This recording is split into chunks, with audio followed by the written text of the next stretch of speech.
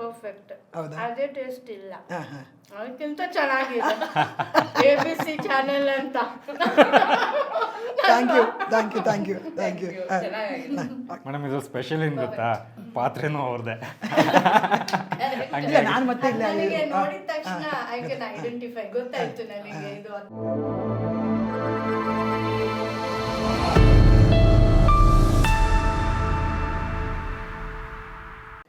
Hi hello ನಮಸ್ಕಾರ, ನಾನು ನಿಮ್ಮ Chetan. Welcome back to ABC kitchen.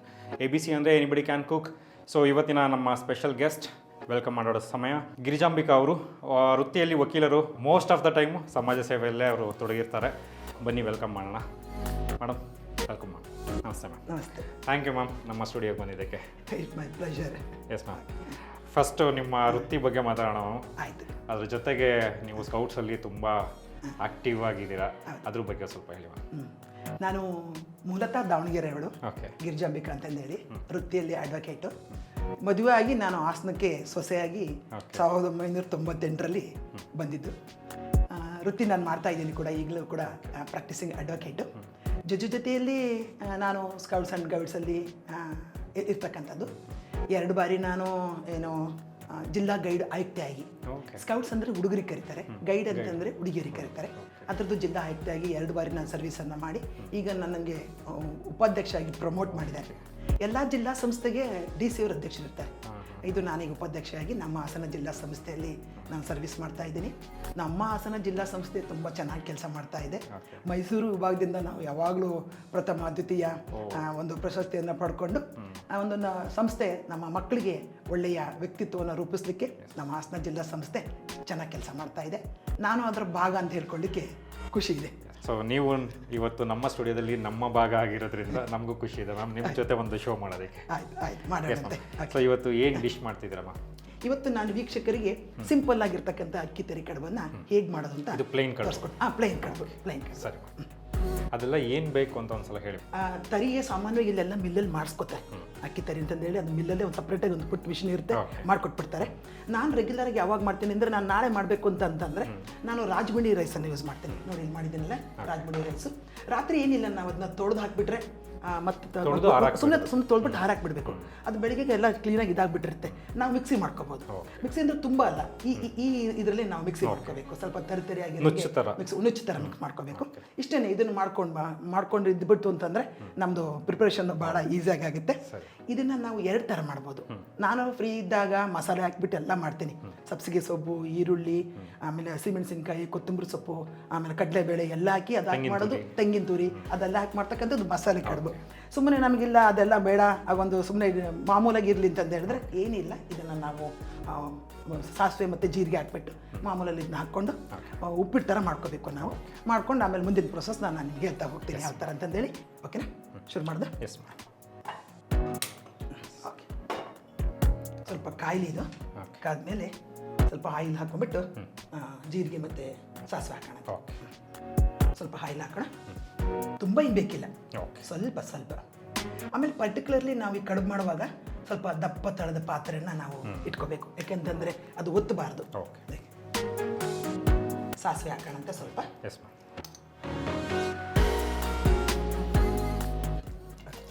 ಜೀರಿಗೆ, ಸಾಸಿವೆ ಇಷ್ಟು ಸಾಕು. ಸಿಂಪಲ್ಲಾಗಿ ಮಾಡಲಿಕ್ಕೆ ಈ 2 ಇಂಗ್ರೀಡಿಯೆಂಟ್ ಸಾಕು. ಇದಕ್ಕೆ ಬಿಸಿನೀರು ಹಾಕೋಣಂತೆ ನಾವು ಹಾಕೋಣ. ನೋಡಿ, ನಾವೇನು ತೊಗೊಂಡಿರ್ತೀವಲ್ಲ ಅದ್ರ ಡಬಲ್. 1 ಕಪ್ ನಾವು ತರಿ ತೊಗೊಂಡ್ರೆ 2 ಕಪ್ ಸಾಕು. ಇದು ಚೆನ್ನಾಗಿ ಬಾಯ್ಲ್ ಆಗಲಿ. ಆಮೇಲೆ ಸ್ವಲ್ಪ ಇದಕ್ಕೆ ಉಪ್ಪು ಹಾಕೋಣಂತೆ. ರುಚಿಗೆ ತಕ್ಕಷ್ಟು ಉಪ್ಪು. ಇದು ಪ್ರೊಸೆಸ್ ಹೇಗೆ ಅಂತ ಹೇಳಿದರೆ, ನಾವು ಉಪ್ಪಿಟ್ಟು ಮಾಡ್ತೀವಲ್ಲ, ಇದು ಅದೇ ಥರನೇ. ಬೇರೆ ಮತ್ತೆ ಇನ್ನೇನು ಹೊಸದಾಗಿ ಆ ಥರ ಏನಿಲ್ಲ. ಉಪ್ಪಿಟ್ಟು ಥರ ಮಾಡ್ಬೋದು. ಯಾರು ಬೇಕಾದ್ರೂ ಮಾಡ್ಬೋದು, ಖಂಡಿತ ಮಾಡ್ಬೋದು.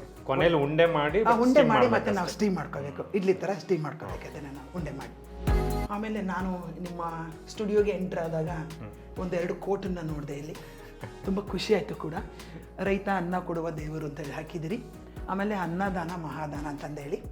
ಇದ್ರ ಬಗ್ಗೆ ನಮ್ಮ ಸರ್ವಜ್ಞ, ಸರ್ವವನ್ನು ಬಲ್ಲ ಸರ್ವಜ್ಞ ಒಂದು ಮಾತನ್ನು ಹೇಳಿದ್ದಾರೆ ಅನ್ನದ ಬಗ್ಗೆ. ಏನಂತಂದು ಹೇಳಿದ್ರೆ, ಅನ್ನ ದೇವರ ಮುಂದೆ ಇನ್ನೂ ದೇವರು ಉಂಟೆ ಅಂತ. ನೋಡಿ ಎಂಥ ಮಾತದು. ಅನ್ನ ದೇವರ ಮುಂದೆ ಅನ್ಯ ಅಥವಾ ಇನ್ನ ದೇವರು ಉಂಟೆ. ಅನ್ನವಿರುವ ತನಕ ಪ್ರಾಣವು. ನಮ್ಮೆಲ್ಲರದು ಪ್ರಾಣ ಅನ್ನ ಇರೋ ತನಕ ಅಲ್ವಾ? ಜಗದೊಳಗೆ ಅನ್ನವೇ ದೈವ ಸರ್ವಜ್ಞ ಅಂತಂದೇಳಿ ಅಂತಂದರೆ ಅನ್ನನ ದೈವಕ್ಕೆ ಹೋಲಿಸಿದ್ದಾರೆ. ಇನ್ಯಾವ ದೈವನೂ ಅಲ್ಲ, ಅನ್ನನೇ ದೈವ ಅಂತೇಳಿ. ಹಾಗಾಗಿ ಅನ್ನ ಭಾಳ ಶ್ರೇಷ್ಠ. ನಮ್ಮ ಜನಗಳು ಅದಕ್ಕೆ ಗೌರವ ಕೊಟ್ಕೊಂಡು ವೇಸ್ಟ್ ಮಾಡಬಾರ್ದು ಅಂತ ಅನ್ನೋದು ನನ್ನ ಜೀವನದಲ್ಲಿ ಅಳವಡಿಸ್ಕೊಂಡಿರೋದು. ಈ ನೀರು ಮಳ್ತಾ ಇದೆ, ನಾವಿದಕ್ಕೆ ಇದನ್ನು ತರಿ ಹಾಕ್ಬಿಟ್ಟು ಮಾಡೋಣಂತೆ.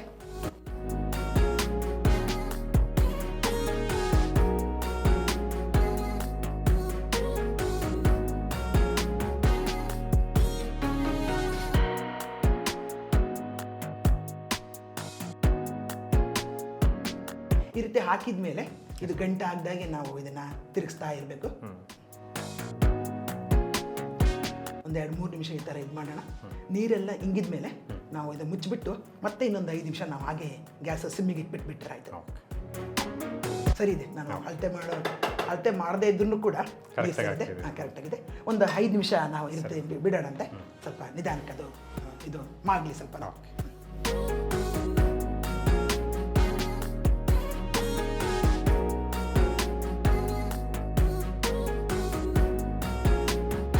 ಇದು ಆಗಿದೆ. ಒಂದು 5 ನಿಮಿಷ ನಾವು ಹಾಗೆ ಬಿಟ್ಬಿಟ್ರೆ ಅದು ಮಾಗಲಿ ಅಂತಂದ್ರೆ ಸರಿ. ಆಫ್ ಮಾಡ್ಬೋಣ ಗ್ಯಾಸ್ ಆಗ. ಒಂದು 10 ನಿಮಿಷ ಅದ್ರ ಪಾಡಿಗೆ ಅದು ಇದಾಗಲಿ. ನಾನು ಹೇಳಿದ್ದಲ್ಲ ನೋಡಿ, ಎಷ್ಟು ನೀಟಾಗಿ ನೀರೆಲ್ಲ ಹೋಗಿ ನೀಟಾಗಿ ಎಲ್ಲ ಆಗಿದೆ. ಇದನ್ನು ನಾವೀಗ ಉಂಡೆ ಕಟ್ಟಿ ಬೇಯಿಸ್ಲಿಕ್ಕೆ ಕಡ್ಬಿನ ತಪ್ಪಲು ಇಟ್ಕೊಂಡು ರೆಡಿ ಮಾಡ್ಕೊಳ್ಳೋಣಂತೆ. ಸೊ ಕಡ್ಬಿನ ತಪ್ಪಲಿನೂ ಮೇಡಮ್ ಮನೆಯಿಂದ ತಗೊಬಂದಿದ್ದಾರೆ. ಇಲ್ಲ, ಇದು ನಾನು ಇರಲಿ ಅಂತ ಹೇಳಿ ತಗೊಂಬಂದಿದ್ದು. ಇದು ಆನ್ ಮಾಡಿಬಿಡಿ ಗ್ಯಾಸ್. ಎಷ್ಟು ವರ್ಷದ್ದು ಮ್ಯಾಮ್ ಇದು? ಇದು ನಾನು ಮದುವೆ ಮಾಡ್ಕೊಂಬಂದಿದ್ದೆ ಹೆಚ್ಚು ಕಮ್ಮಿ ಒಂದು 27-28 ವರ್ಷ ಆಯಿತು. ಓಕೆ.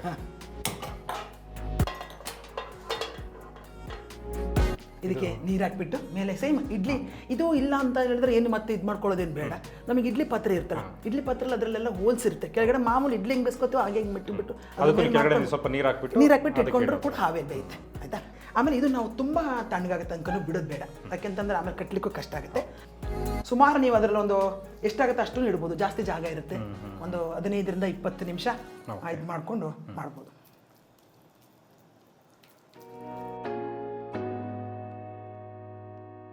ಗಂಟು ಇರಬಾರ್ದಷ್ಟೇ. ನಾವು ಕೂಡಿಸ್ತೀವಲ್ಲ, ಅವಾಗ ಕೂಡಿಸಿದಾಗ ಯಾವುದೇ ಗಂಟಿಲ್ಲ ಅಂತಂದ್ರೆ ನಮಗೆ ನೀಟಾಗಿ ಬರುತ್ತೆ.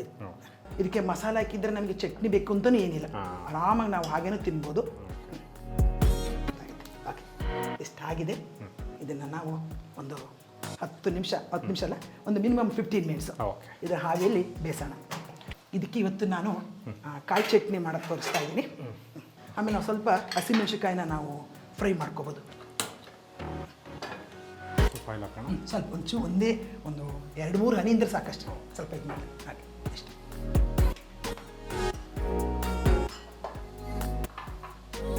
ಕಾಯಿ ಚಟ್ನಿಗೆ ಏನು ಹಾಕ್ತೀವಿ ನಾವು? ಸಾಮಾನ್ಯ ಕಡಲೆ ಹಾಕ್ತೀವಿ, ಉರಿಗಡ್ಲೆ ಹಾಕ್ತೀವಿ, ಕೊತ್ತಂಬರಿ ಸೊಪ್ಪು ಹಾಕ್ತೀವಿ, ಕಾಯಿ ಹಾಕ್ತೀವಿ, ಒಂದು ಸ್ವಲ್ಪ ಇದನ್ನು ಹಾಕ್ಬೋದು. ಏನು ಹುಣಸೆ ಹಣ್ಣಿಂದ ಒಂದೇ ಒಂದು ಪೀಸ್ ಇಷ್ಟ ಹಾಕ್ಬೋದು, ರುಚಿ ಕೊಡುತ್ತೆ ಅದು. ಆಮೇಲೆ ಬೆಳ್ಳುಳ್ಳಿನ ಜಜ್ಜಿ ಹಾಕಬೇಕು. ನಾವು ಈ ಥರ ಜಜ್ಜಿ ಇಟ್ಕೊಂಡಿದ್ದೀವಿ ಆಲ್ರೆಡಿ. ಬೆಳ್ಳುಳ್ಳಿನ ನಾವು ಉಪಯೋಗಿಸುವಾಗ ಇದ್ರದ್ದೊಂದು ಟಿಪ್ಸ್ ಏನಂತಂದು ಹೇಳಿದ್ರೆ, ನೋಡಿ ನಮ್ಮ ಹಿರಿಯರು ಜಜ್ಜಿದ ಬೆಳ್ಳುಳ್ಳಿಯಿಂದಲೇ ಕರಿತಾ ಇದ್ರು. ಹಾಗೆ ಡೈರೆಕ್ಟಾಗಿ ಹಾಕಬಾರ್ದು ಅಂತಂದು ಹೇಳಿ, ಜಜ್ಜಿದಾಗ ಅದರದ್ದು ಅಂಶ, ರಾಸಾಯನಿಕ ಅಂಶ ಹೊರಗಡೆ ಬಂದು ಮತ್ತು ವಾತಾವರಣದ ಆಮ್ಲಜನಕ ಅದರೊಳಗೆ ಸೇರ್ಕೋಬೇಕು. ಅವಾಗ ಅದು ರೆಡಿ ಟು ಹೀಟ್ ಅನ್ನೋ ಥರದಲ್ಲಿರುತ್ತೆ. ಜಜ್ಜಿ ಒಂದು 10 ನಿಮಿಷ ಬಿಟ್ಕೋಬೇಕು. ಚಟ್ನಿಗಲ್ವಾ ಏನೂ ಆಗಲ್ಲ ಅಂತಂದೇಳಿ ನಾವು ಅದಕ್ಕೆ ಹಂಗೆ ಡೈರೆಕ್ಟಾಗಿ ಅದ್ರ ಮೇಲಿಂದ ಸಿಪ್ಪೆ ತೆಗೆದು ಹಾಕಬಾರ್ದು. ಜಜ್ಜಿ ಒಂದು 10 ನಿಮಿಷ ಬಿಟ್ಕೊಂಡು ಹಾಕ್ಕೊಂಡ್ರೆ ಅದರದ್ದು ಬೆನಿಫಿಟ್ ತುಂಬ ಚೆನ್ನಾಗಿರುತ್ತೆ. ರುಚಿನೂ ಚೆನ್ನಾಗಿರುತ್ತೆ. ಆಮೇಲೆ ಇದು ಶುಂಠಿ ಬೇಕು ಅಂದರೆ ಹಾಕೋಬೋದು. ಇದೆಲ್ಲದರ ಜೊತೆಗೆ ನಾನು ನಮ್ಮ ಕಡೆ ಮಾಡ್ತಕ್ಕಂಥ ಚಟ್ನಿ ಅಂದರೆ ಪರ್ಟಿಕ್ಯುಲರ್ಲಿ ಕಡುಬಿಗೆ ಇದು ಏನಂತ ಹೇಳ್ತಾರೆ, ಹುಚ್ಚೆಳ್ಳು ಅಂತ ಹೇಳ್ತಾರೆ.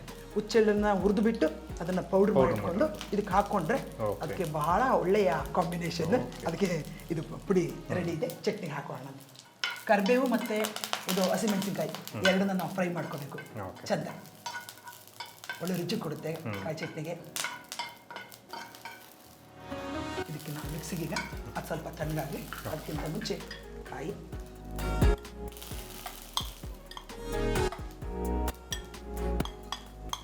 ಇದೆಲ್ಲ ಕ್ವಾಂಟಿಟಿ ನಮಗೆ ಎಷ್ಟು ಅವಶ್ಯಕತೆ ಇರುತ್ತೆ ಅಷ್ಟು. ಸ್ವಲ್ಪ ಬೇಕು ಅಂದರೆ ಸ್ವಲ್ಪ ಮತ್ತೆ ಇನ್ನೊಮ್ಮೆ ಆಮೇಲೆ ಸ್ವಲ್ಪ ಒಂದು 2 ಟೀ ಸ್ಪೂನಷ್ಟು ಕಡಲೆ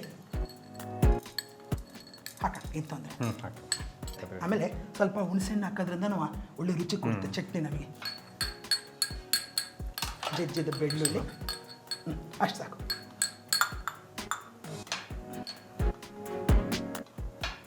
ಒಂದು ಸ್ವಲ್ಪ ಸಾಕು ಅಷ್ಟೇ. ಇದು ಯಾವುದು ಶುಂಠಿ. ಆಮೇಲೆ ಇದು ತೊಳೆದಿರ್ತಕ್ಕಂಥ ಕೊತ್ತಂಬರಿ ಸೊಪ್ಪು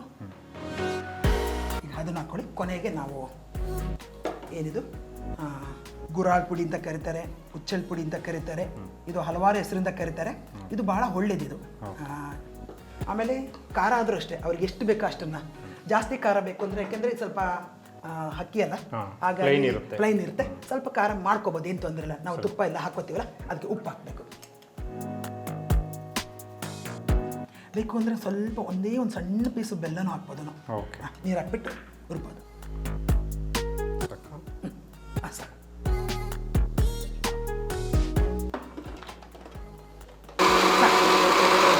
ಓಕೆ, ಹಾಗೆ ಚೆನ್ನಾಗಾಗಿದೆ ಅಂತ ಅನಿಸ್ತಾ ಇದೆ. ಎಸ್, ಇವಾಗ 15 ಮಿನಿಟ್ಸ್ ಆಗಿದೆ. ನಾವು ಮಾಡಿರೋ ಕಡುಬು ಬೆಂದಾಗಿದೆ. ಎಸ್ ಮ್ಯಾಮ್, ಓಪನ್ ಮಾಡ್ತೀರಾ? ಓಪನ್ ಮಾಡಲಾ? Yes ma'am. ಹೊಗೆ ಬರ್ತಾ ಇದೆ, ಬೆಂದಿದೆ ಕೂಡ. Yes ma'am. ಆಮೇಲೆ 15 ಮಿನಿಟ್ಸ್ ಆದಮೇಲೆ ನಾವು ಇನ್ನೊಂದು 15 ಮಿನಿಟ್ಸ್ ಹಾಗೆ ಬಿಡಬೇಕು. ಅದಿನ್ನೂ ಚೆನ್ನಾಗಿ ಮಾಗೋದು ಅಂತಾರಲ್ಲ, ಅದು ಮಾಗುತ್ತೆ.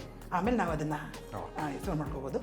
ನಾನೀಗ ಸರ್ವಿಂಗ್ ಪ್ಲೇಟ್ ಸರ್ವ್ ಮಾಡ್ತಾ ಇದ್ದೀನಿ. ಚೆನ್ನಾಗಿ ಆಗಿದೆ ಅಂತ ಅನಿಸ್ತಾ ಇದೆ. ನೀವು ಅದನ್ನು ಟೇಸ್ಟ್ ಮಾಡಿ ಹೇಗಿದೆ ಅಂತಂದೇಳಿ. ಇವತ್ತಿನ ನಮ್ಮ ಮಲೆನಾಡಿನ ಅಕ್ಕಿ ತರಿ ಕಡುಬು ನನ್ನ ಸ್ಟೈಲಲ್ಲಿ ನಾನು ಮಾಡಿದ್ದೀನಿ. ಟೇಸ್ಟ್ ಮಾಡಿ ಹೇಳಿ. ಆಮೇಲೆ ಚಟ್ನಿನೂ ಕೂಡ ಇದು ವಿಶೇಷ. ಇದು ಇಲ್ಲ ಅಂತಂದ್ರೆ ನಾನು ಆಗಲೇ ಹೇಳಿದಂಗೆ ಸಾಂಬಾರಲ್ಲಿ ಕೂಡ ಮಾಡ್ಕೋಬೋದು. ಇದು combination good. Yes, thank you so much ma'am. S,